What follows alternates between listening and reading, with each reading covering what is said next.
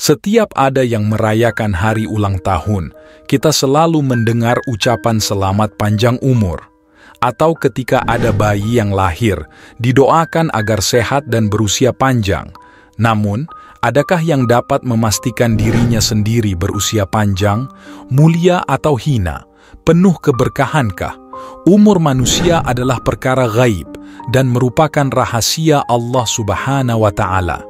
Tak seorang pun tahu berapa panjang usia yang dijatahkan untuknya.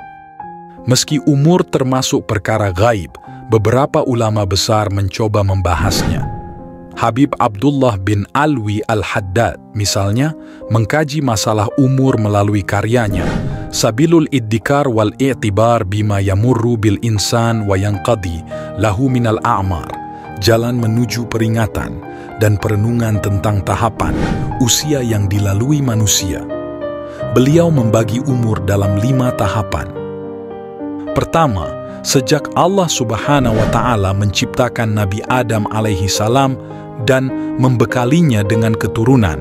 Kedua, terhitung sejak seorang manusia terlahir dari rahim ibunya hingga ajal menjemput. Ketiga, dimulai sejak kebangkitan manusia dari alam dunia melalui kematian, sampai bertiupnya sangkakala malaikat Israfil di padang mahsyar. Umur ketiga adalah masa penantian seseorang di alam barzakh. Keempat, berlangsung sejak seorang manusia dibangkitkan dari alam barzakh, bersamaan dengan ditiupnya sangkakala yang kedua, hingga manusia melangkah di atas syirathal mustaqim. Kelima, dimulai sejak seseorang memasuki pintu surga atau terjatuh di jurang neraka. Usia umat Rasulullah tidaklah sepanjang usia umat-umat terdahulu. Dalam sebuah hadis disebutkan, usia mereka umumnya antara 60 sampai 70 tahun. Rasulullah Shallallahu Alaihi Wasallam pernah mengadukan pendeknya usia umat beliau itu kepada Allah Subhanahu wa Ta'ala. Dengan penuh kasih, Allah Subhanahu wa Ta'ala menjelaskan, meski usia umat Islam lebih pendek dari umat lain, Allah Subhanahu wa Ta'ala telah menganugerahkan banyak keutamaan.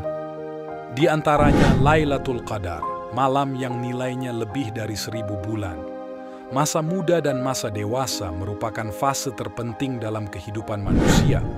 Mengenai pentingnya masa muda, seorang bijak mengatakan, jika engkau tak bisa meraih kemuliaan di hari mudamu, tak akan mulia hidupnya sampai tua. Yang sangat penting diingat, setiap orang akan diminta pertanggungjawaban tentang umur yang dianugerahkan kepadanya. Rasulullah Shallallahu Alaihi Wasallam bersabda, tak akan bergeser kedua kaki manusia pada hari kiamat sampai selesai ditanya tentang 4 perkara, yaitu tentang umurnya, dihabiskan untuk apa, tentang masa mudanya, dipergunakan untuk apa, tentang hartanya, dari mana diperoleh dan untuk apa dibelanjakan, dan tentang ilmunya, apakah sudah diamalkan. Hasyr At-Tirmidzi. Dalam Islam, usia 40 tahun dianggap sebagai usia yang istimewa. Ia dipandang sebagai tonggak awal kemapanan seseorang. Rasulullah Shallallahu Alaihi Wasallam pun diangkat sebagai nabi oleh Allah Subhanahu wa Ta'ala pada usia 40 tahun.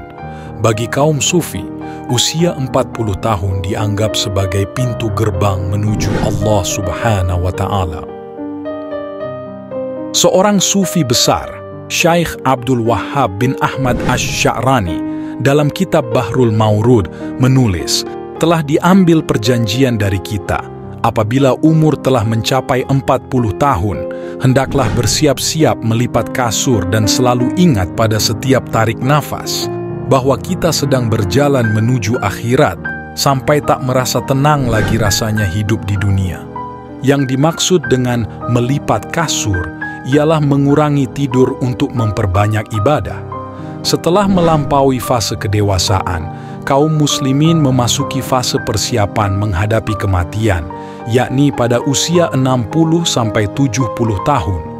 Sabda Rasulullah Sallallahu Alaihi Wasallam, masa penuaan umur umatku dari 60 hingga 70 tahun. Hadis riwayat Muslim dan An-Nasai.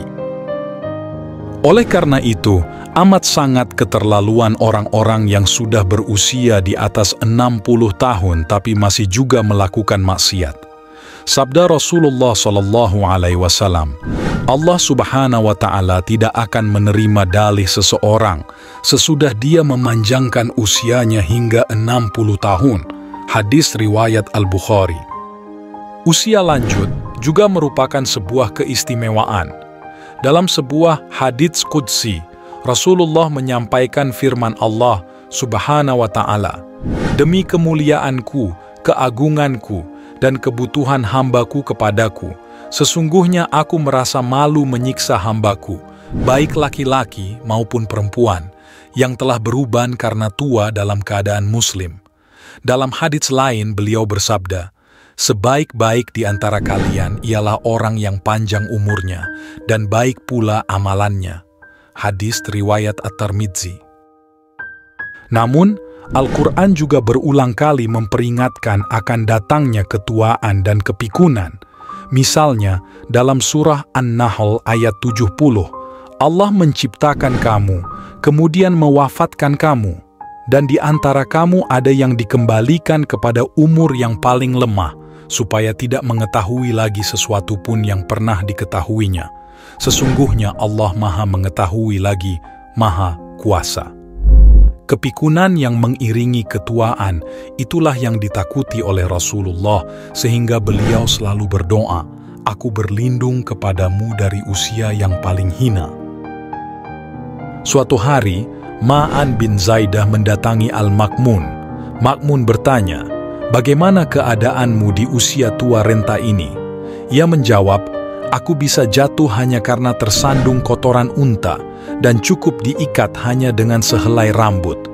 Bagaimana keadaanmu dalam makanan, minuman, dan tidurmu?" Ia menjawab, "Bila lapar, aku marah, dan bila makan, aku merasa jengkel. Bila berada di antara orang-orang, aku mengantuk, dan bila di atas kasurku, aku terjaga." "Bagaimana keadaanmu dengan para wanita?" Beliau menjawab, "Kalau wanita yang buruk rupa, aku tidak menginginkan mereka, sedangkan para wanita yang cantik tidak menginginkanku." Makmun berkata, "Kalau begitu tidak pantas orang sepertimu dianggap muda. Lipat gandakanlah imbalan untuknya, dan haruskanlah ia menetap di rumahnya.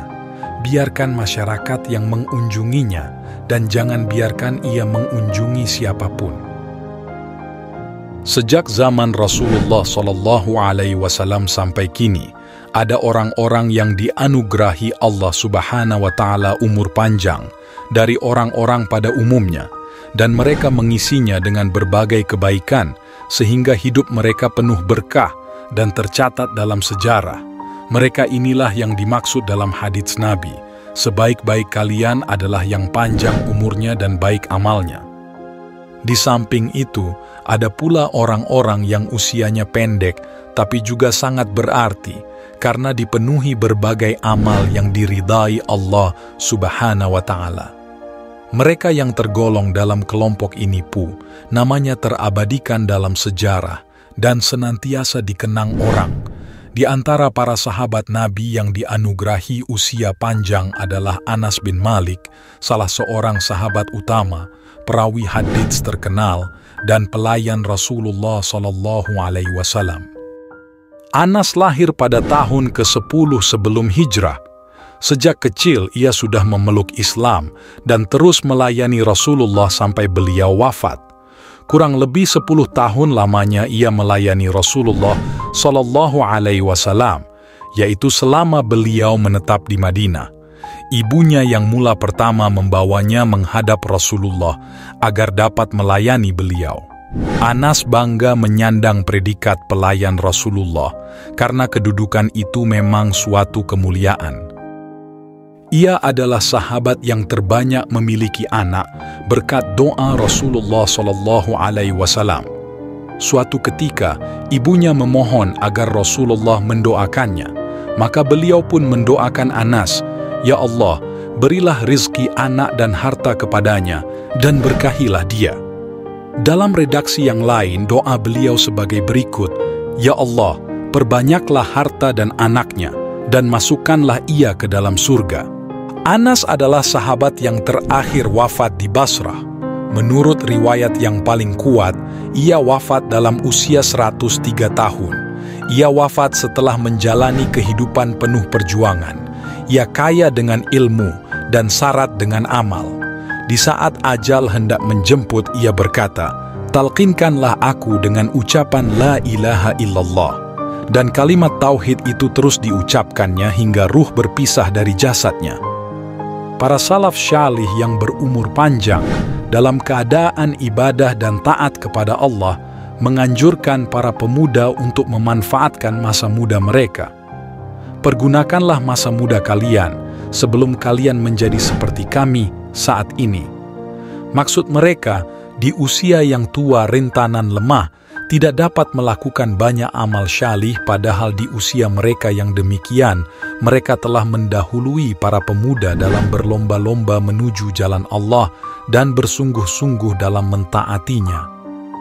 Namun dalam Islam, bukan usia panjang yang terpenting, melainkan keberkahan usia. Keberkahan ditandai dengan bagusnya amal ibadah dan akhlak serta karya yang bermanfaat bagi generasi sesudahnya. Semoga Allah Subhanahu wa Ta'ala selalu bersama kita. Amin ya Rabbal Alamin.